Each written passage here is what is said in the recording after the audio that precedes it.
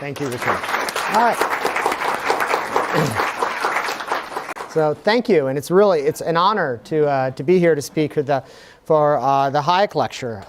So thank you to Professor Richard Salzman for inviting me, and delighted to talk to you today about a subject that I hold very near and dear to my heart, both as a long-standing geek, long before I even went into law, and that is one of the reasons why I do intellectual property law as a lawyer and as a professor, is because this is something that I just find utterly fascinating and enjoy thoroughly. I'm going to start by noting kind of an obvious point, something I don't think is controversial, because intellectual property tends to be controversial. So we'll get to that, and I'm going to just lay down some foundations, and then we can have a fun Q&A. But we live actually in a really amazing world today, right? We enjoy high-tech products like our phones and our laptop computers, and enjoy the benefits of a digital economy. We live and benefit from medical cures that were thought to be pure science fiction just 10 years ago. We can treat cancer. We can treat viruses, the scourge of humanity, for 2,000 years. And all of this stuff has just been brought to us in the past several decades. And several decades ago, that period was amazing compared to the 30 or 40 years that preceded that. Now, at each one of these stages, you can look at what are all of these new incredible products and services that people are enjoying the benefits of in our society. And it's very clear that the sale and distribution of these high-tech products and medical miracles are all brought to us by property rights. More specifically, intellectual property rights. Now, this is a bit of a controversial claim for some, because for some economists, intellectual property is very controversial and actually contrary to innovation and contrary to economic growth. In fact, intellectual property rights surprisingly are controversial among Austrian economists and libertarians, the very people who vibrantly defend the free market. Right? So Murray Rothbard and other contemporary economists and libertarians view intellectual property as government monopolies that interfere with rights of liberty and property and trade.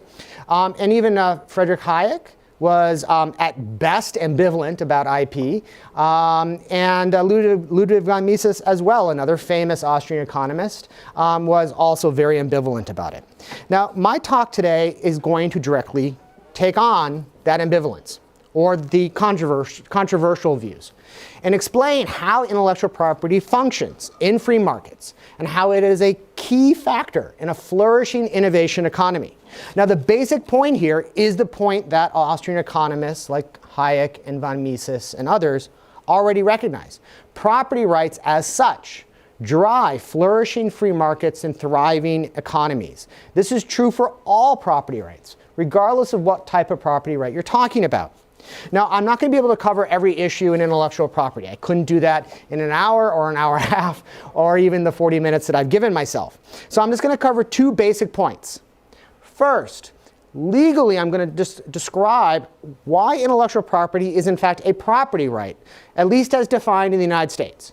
That it's not a monopoly interest. It's actually a property interest. It shares very important characteristics that other property rights have, and which have been essential to its success in our economy as such. And that's going to be my second point, that intellectual property, when it's been defined as a property right, as it has been in the United States since the very beginnings of our country, that it is part of a thriving innovation economy, which it has been in our country since the very beginning. Now, why this particular focus in my talk today? Why nature of intellectual property rights is property rights, and why am I going to be talking about how and why they function legally and economically? Well, because it's necessary to establish the basic facts, so then we can then have a productive discussion about how is intellectual property functioning and whether it's functioning properly or not today, and all of the controversies that we hear about today with respect to the smartphone wars and other things. We can't get to that type of discussion if what one constantly hears, as I do when I talk to Austrian economists and go to conferences and engage with my fellow libertarians, that intellectual property is just like taxi cab medallions, that these are just special privileges that are conferred by the government. That is not true. but we need to understand that and establish descriptively. So in other words, this talk is descriptive, or in economic terms, it's a positive analysis, right? Because you need to establish the positive foundation before you can then talk and engage in the normative analysis, which is what I want to get to and which we will get to in the Q&A. All right, so let's start. Now it is revealing and interesting that, that the criticism sometimes of patents as monopolies is their, claim that, oh, this is a grant from the government, this is like a taxi cab medallion, that, when they say that no one else can drive taxi cabs except for you who have this little special medallion given to you by the local government.